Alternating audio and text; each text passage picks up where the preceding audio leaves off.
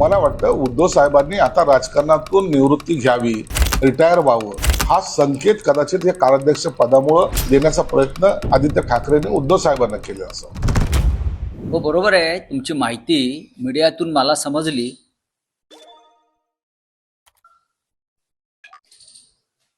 हे जे निर्णय असतात ते पक्षामध्ये शिवसेना पक्षप्रमुख उद्धव ठाकरे यांच्या नेतृत्वाखाली घेतले जातात। माननीय उद्धव ठाकरे सुद्धा कालांतराने पक्षाचे कार्याध्यक्ष झाले होते आणि जर श्री आदित्य ठाकरे यांचं नाव समोर आलं असेल आपल्या माध्यमातून तर नक्कीच त्याचं स्वागत केलं पाहिजे। चला, ही म्हणजे निवड कधी होणार आहे? अहो, पण असं काही घडलेलं नाही अजून। ही तुमच्याकडनं जी मीडियाला जी माहिती आता दिसते त्याच्यावरती मी उत्तर दिलंय। मीडियातली जी माहिती आहे आणि तुम्ही मला प्रश्न विचारताय त्याच्यावरती मी उत्तर देतोय की त्यांचं स्वागत केलं पाहिजे। आणि नक्कीच आता तरुण पिढीच्या हाती नेतृत्व देताना या सगळ्या गोष्टीचा विचार केला पाहिजे की पुढलं राजकारण हे तरुणांच्या हातातच जायला पाहिजे। पण कारण आदित्य ठाकरे महाराष्ट्रात फिरत नाही, तुमचे खासदार बोलतात, दुसऱ्या कोणत्या व्यक्तीच्या हातामध्ये कार्याध्यक्षपद दिलं तर कमीत कमी तो राज्यात फिरतील देखील। तुमचेच खासदार खासगीत बोलतात की आदित्य ठाकरे फिरत नाही। खासगीमध्ये बोलण्याला काही अर्थ नसतो। नंबर 1,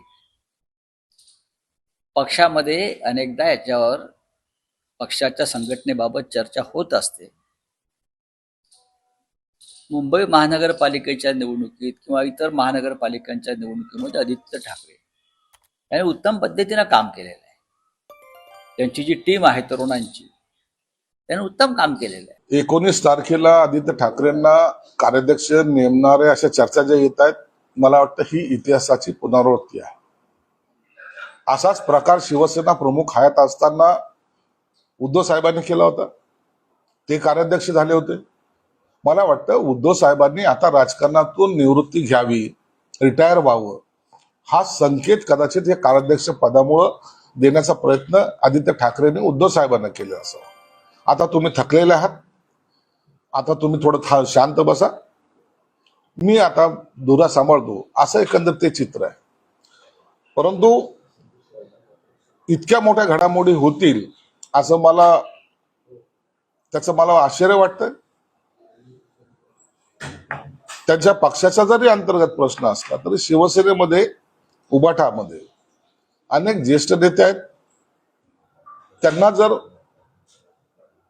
कदाचित त्यांच्यावर जर काही आणखीन दिला असता पदभार तर ते पक्षाच्या काही कामं आले असते। परंतु आता तिथे कुणाचं चालणे नाही। एक कलमी कार्यक्रम जो आहे तो आता होताना आपल्याला पाहायला मिळतोय। संजय राऊत यांनी पण याला दुजोरा दिलाय। काय करणार आहे संजय राऊत? कुणाशी बोलणार आहे, कुणाशी भांडणार आहे? पक्ष हा प्रायव्हेट लिमिटेड आहे, तो त्याच्यामध्ये इतरांना अधिकार नाहीच आहेत। म्हणून आदित्य ठाकरेंचं आणि संजय राऊतचं जे काही भांडण आहे तर त्याला जर विरोध केला तर त्या भांडणाला पुष्टी दिल्यासारखी होईल। म्हणून संजय राऊतनी हे सूचक वक्तव्य केलं, त्यांनी कुठेही विरोध दाखवलेला नाही। परंतु सर्वांना जरी विचारलं तर कोणी याला मान्यता त्यांच्या मूडमध्ये नाही। परंतु राजासमोर बोलायचं कोणी, हा प्रश्न त्यांच्या समोर आहे। त्यांच्या पक्षाचाच विरोध असावा याला।